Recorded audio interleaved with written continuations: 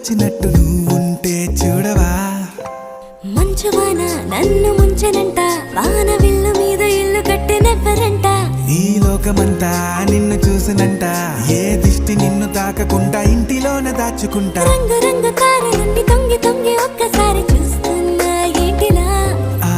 పైన లేని వెన్నెలంత నేల మీదకొచ్చినట్టు